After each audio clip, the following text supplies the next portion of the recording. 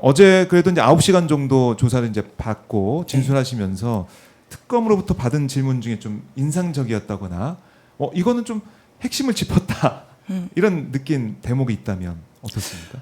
새로운 질문이 그렇게 딱 기억이 없어요. 그러니까 했던 그 창원지검에서 조사를 했던 부분에 대한 하나의 약간의 이렇게 다지는 그런 이제 질문을 해서서 했던 질문을 다시 한 번 더 하시고 할 때 그 검사가 했던 말이 이제 특검에 새로운 이제 검사들이 꾸려지다 보니 이 건에 대해서 궁금한 질문들이 있어서 다시 추가 질문을 한다라고 또 말씀을 하시면서 제가 또 대답을 했었거든요. 그래요. 네.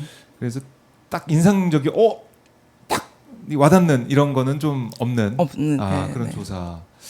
이거 좀 아쉽긴 하네요. 그렇습니다. 네. 네. 비행기 타고 또 오셔가지고 출석해서 긴 시간 이제 조사를 했고 네. 참고인 자격으로 참고인 자격으로 하고 진술한 건데 네.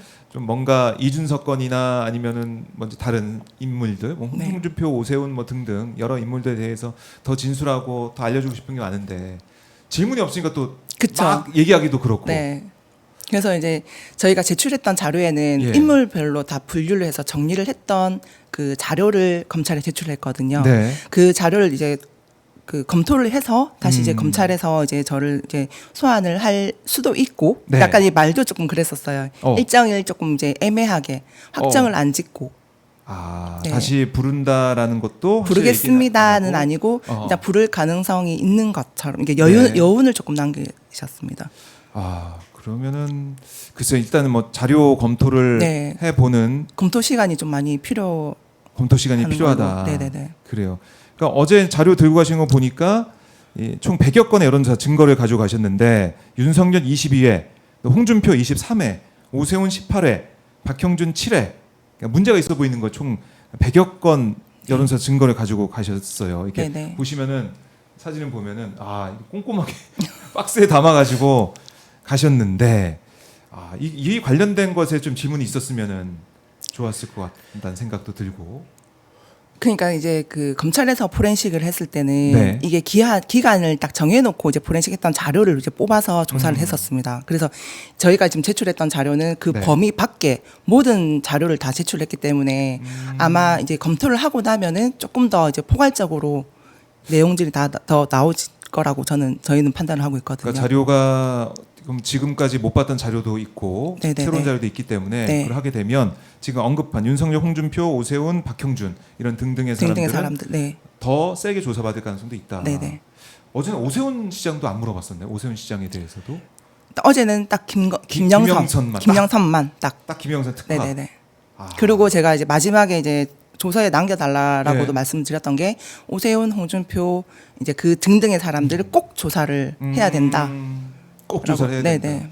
오세훈, 홍준표, 이준석, 윤상현 이렇게 그 등등의 사람들을 꼭 조사해야 된다. 사실 창원지검이 만든 수사 보고서가 이미 있어서 맞습니다. 이거 딱 보고 다음 챕터로 넘어가면 될 것 같기도 한데. 그렇죠. 근데 저희가 이제 보는 이 판단이랑 이제 검찰 그 특검에서 보는 판단이랑 조금 다른 것 같더라고요. 이게 좀 속상한 부분이네요. 네. 근데 지난번에 이제 김영선, 윤상현 압수수색할 때 김상민 전 검사에 대해서도 강제 수사를 좀 한 바가 있다라는 얘기도 나오고 있고 이것도 좀 봐야 될 것 같은데 일단은 이 김영선 휴대전화 있지 않습니까? 최근 특검이 김영선 전 의원이 체어맨 차량에서 휴대전화 한 대 찾은 걸로 좀 알려지고 있더라고요. 이 뉴스는 좀 보셨나요? 네, 뉴스는 봤습니다. 네. 그래서 이 전화기가 2022년 때 사용했다면 중요한 증거가 될 수 있다는 생각도 들고. 근데 어저께 제가 저희 그 문건일 변호사님이 제출했던 그 김영선 씨가 사용했던 휴대폰 하나를 제출했는데 그게 2022년도에 사용했던 폴더폰 2개 중에 한 개거든요. 그러니까 2개 중에 한 개지만은 이 핸드폰이 제일 오래 썼던 걸로 저는 알고 있어요. 근데 그 폰이 저한테 이제 들어오게 됐던 계기도 휴대폰을 그냥 김영선 씨가 휴대폰을 바꾸면서 그 공기계를 다른 분이 갖고 있다가 그 한 개의 이제 의창구 데이터 관련 데이터를 이 전화기에 담아달라 하면서 이 전화기 저한테 온 거거든요. 근데 그 전화기에 데이터는 못 담았어요. 이게 그 기종이 좀 오래되다 보니까 약간 연동하는데도 조금 힘들었고 약간 한번 그러니까 초기화된 휴대폰이라 이게 그러니까 주소록이라든지 이런 걸 이제 옮기기에는 계정을 한 번 더 등록을 해야 돼서 네. 그 절차 때문에 일단 데이터는 옮기지는 못했고 그 전화 공기계는 제가 갖고 있었거든요. 그걸 공기계. 어저께 제출했습니다. 그 공기계 안에 많은 자료가 있었다. 근데 한번 제일 오래 썼던 전화기지만 초기화가 돼서 일단 포렌식을 했을 때 어떤 내용이 나올지는 정확히 모르겠습니다. 그 전화기가 포렌식이 돼서 만약에 데이터가 살아난다면 이것도 수사에 중요한 도움이 될 수 있겠네요. 네네.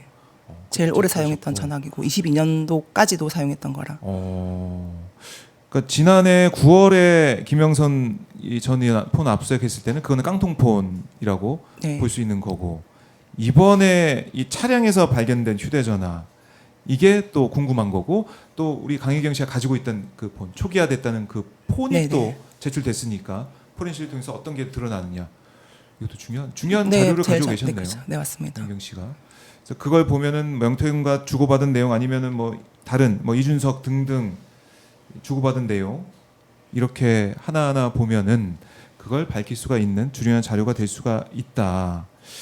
이 체험엔에서 체험엔 차량에서 휴대전화 발견된 거 이거는 어떤 폰일까요? 체험엔을 사용 안 한 지 꽤 오래된 걸로 저는 알고 있거든요. 근데 그 전화기가 어떤 전화기인지까지는 정확하게 모르겠습니다. 네. 그러니까 이 김영선 가족들의 집 압수수색했을 때 발견하지 못했던 그때 휴대전화라고 이제 보여지는데 이게 체험엔이니까 오랫동안 명태균 씨가 또 실소유했다가 그걸 뭐 법인차로 사용하다가 다시 김영선 또 의원한테 소유권이 넘어갔다가 네, 막 맞습니다. 이랬던 차 네, 아니겠습니까? 맞습니다. 오래된 차이기 때문에 거기 있던 폰이 또 뭔가 가지고 있는 그런 자료가 담겨 있는 폰이 아닐까 이런 생각도 들고 그렇네요. 그것도 좀 눈여겨봐야 되겠네요. 네네. 이 폰이 그리고 제출된 폰도 한번 봐야겠습니다. 어제 김영선 전 의원도 나왔죠? 나왔나? 어제 안 나왔나요? 나왔던 그저께 걸로 나왔나요? 소환 조율 중인 걸로 저는 알고 있거든요. 조율 중인가요? 김영선 전 의원도 지금 볼 때는 뭐 비밀을 감추거나 이럴 필요도 없을 것 같기도 하고. 근데 자꾸 감추고 있어요? 네네. 얘기를 안 하려고 그러고. 어떤 면이 딱 봤을 때 이건 아니다는 생각이 드셨어요? 본인한테 불리한 부분들. 네. 이제 김영선 씨도 그렇지만은 명태균 씨도 본인이 불리한 거는 다 이제 저한테 지금 덮어씌우고 있는 상황이라 일단은 전 정말 제 개인적인 생각은 네. 명태균 씨나 김영선 씨나 본인이 잘못한 거 인정하시고 약간의 이제 처벌을 받더라도 조금 이렇게 내 잘못한 거는 인정하지만은 진실을 다 밝히면서 이렇게 했으면 좋겠습니다. 그러니까 이 진실이 있는데 그 중에 나한테 문제가 되는 것은 감추고 부인하고. 네, 완전히 부인하고 완전 모르쇠로. 네. 하고 있고. 그걸 특검에서 하나하나 보면서 이거 잡아낼 수 있을까요? 어떻게 보세요? 저는 수사? 잡아낼 거라고 봅니다. 자료나 이런 것들이 있어서. 네네네. 그런 의지나 이런 것들은 뭐 김영선 건마 어제 조사를 받았다고 하셨지만은 뭐 확인하는 차원이라고 하지만 그런 의지는 있다라고 느껴지셨어요? 어떠세요? 네, 그러니까 그 검사님은 정말 의지가 강하세요. 조사도 하나하나 엄청 꼼꼼하게 하는 스타일이었고 네. 어제도 만나 뵀을 때도 무조건 이거는 해야 된다라는 의지가 보였었고 그렇습니다. 그래요. 그래서 거짓이 다 드러날 거다. 네, 네. 사실 김상민 전 검사에 대해서도 뭐 강제 수사가 있었지 않습니까? 이게 22대 총선화 또 김건희가 김상민 전 검사를 이 김영선 전 의원 선거구 여기 이제 창원 의창의 공청대도 영향력을 행사하려고 했다라는 그런 의혹. 네네네. 요즘 강혜경 씨가 느낀 바가 있죠, 이것도. 근데 이게 예. 시기적으로 그러니까 그 당시에는 그 뭐 김건희 씨가 김영선 씨한테 전화를 해서 김상민을 도와라 이 자체는 아예 언급 자체가 없었어요. 명태균 씨가. 그리고 김해갑 가는 것도 갑자기 이제 그 한 커피숍에서 명태균 씨하고 저하고 김영선 씨 3명 있는 데서 명태균 씨가 김영선 씨한테 김해갑으로 가라. 네. 갑자기 얘기가 나왔던 건데 이렇게 그 저도 보도 내용을 보고 알게 됐거든요. 김상민 전 검사 관련된 이야기를. 그 얘기. 네네. 그러니까 갑자기 왜 김영선 의원한테 김해를 가라고 하느냐 이런 네. 생각도 들었겠네요. 맞죠. 그 네. 당시에는. 의창구를 이제 다시 재선하기 위해서 준비를 하고 있었고 아예 지역구로 옮길 생각을 안 하고 있었는데 갑자기 김해갑으로 가라. 갑자기. 네, 가라 해놓고도 그 며칠 동안에도 아예 준비가 없었어요. 김해갑 갈 준비를 해야 됩니까 했을 때 기다려라 했었고. 그렇네요. 그러니까 그 당시에 선거를 준비하던 사람들은 정말 말도 안 되는 네. 상황이고 황당한 상황이 맞습니다. 네. 벌어진 건데 결국 그러다 보니까 보도를 보면은 김건희가 조국 수사 때 김상민 전 검사 고생해서 친 네. 거다 뭐 이렇게까지 알려지고 있는데 일단은 그거 말고는 설명될 수 없는 그쵸. 이런 의구심이 나오는 당시 상황이었다. 그러니까 결국 김건희, 윤석열 그 뒤에 있었고 이 공천 과정에서 개입을 하면서 영향력을 행사한 게 아니겠느냐. 그리고 우리가 네. 계속 따라가야 되는 그 네, 네, 부분인 맞습니다. 것 같아요.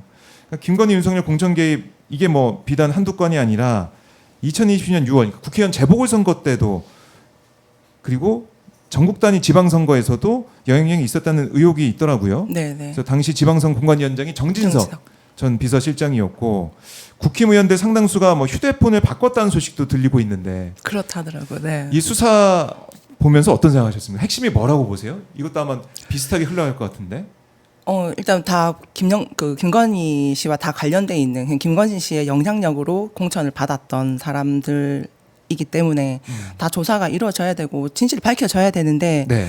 이게 정말 밝혀질 수 있을지가 살짝 저도 걱정이 좀 되는 부분이 특검이 약간 기간이 조금 짧지 않습니까? 네. 짧아서 아, 이거를 특검 기간이 깔끔하게 짧아서. 마침표를 찍을 수 있을런지가 자꾸 이제 의문이 드는 거예요. 그러니까 이 강혜경 씨 말씀 들어보니까 어제 있었던 그 조사 이게 네. 좀 속도를 아직은 내지 못하는 그런 느낌이 좀 들기 때문에 네. 기간 내에 마무리될 수 있을까? 사건이 너무 많고 인력은 이제 한정이 돼 있다 보니까 네. 그렇네요. 그걸 어떻게 보면은 좀 속도를 내서 아니면은 연장을 통해서까지 하나하나 밝혀내야 된다라는 네네. 거고 이 김건희, 윤석열의 이제 공천 개입 의혹들이 계속 하나하나 밝혀지고 있고 재보궐선거뿐만이 아니고 지방선거 또 이번 지난번 작년에 있던 총선까지 여러 생각을 좀 할 수가 있는데 이준석 의원이 지난해 11월 MBC 라디오에서 이런 얘기를 했습니다. 그러니까 김건희가 윤석열 공천 개입 통로 중 하나, 김건희나 윤석열 공천 개입 통로 중 하나가 정진석 당시 공관위원장이었을 가능성이 있느냐 이런 질문에 저는 모른다. 의심은 할 수 있겠지만 뭐 저는 모른다 이렇게 얘기를 하더라고요. 뭐 여지를 좀 남기는 모습을 좀 볼 수가 있었는데 이런 인터뷰 내용은 좀 어떻게 보셨습니까? 이준석 의원의 이런 약간 이것도 행태. 발빼기 같은 느낌입니다. 본인 책임을 약간 회피하기 위한. 네. 네네. 알면서도 모르는 척하는 게 너무 많이 보여서. 알면서 모른 네. 척하는 게 좀 보이셨어요. 네네네. 지금 쭉 행태를 보면 이때까지 봐온 게. 그러니까 김영선 공천부터 시작해가지고 봤을 때. 그래요. 이준석 핵심이다 이렇게 좀 보시는 네. 상황이네요. 네네. 당 대표이기 때문에 그쵸. 명시한 주고받은 이런 자료를 보면 네 많습니다 자료들이. 그러니까 이번 대선 때도 사실 보면은 명태균 씨가 뭐 이준석 의원을 뭐 공격을 또 안 했다. 안 하죠. 네. 뭐 나중에 단일화 안 되니까 그때 공격했다 뭐 이런 얘기도 있는데 결국 이준석은 계속해서 명태균 씨와 뭔가 소통을 하고 있을 가능성도 있다 이렇게도 보시는 겁니다. 저는 소통하고 있다라고 보거든요. 어. 이게 또 뭐 다르게 말씀하실 분들이 계실 수도 네. 있겠지만은 저 개인적으로는 소통하고 있다라고 저는 생각합니다. 지금도 뭔가 그러면은 코치를 받고 컨설팅을 받고 있을 수 있다. 네. 그래요. 참 이준석 의원이 어제 왜 질문을 안 했을까 저는 또 이런 생각 계속 머리에 남는데 중요한 인물이고 네. 강혜경 씨가 들어갈 때 이준석, 윤석열까지 언급을 했는데 그걸 아예 빼먹었다라는 것은 좀 답답한 그런 현실인데요.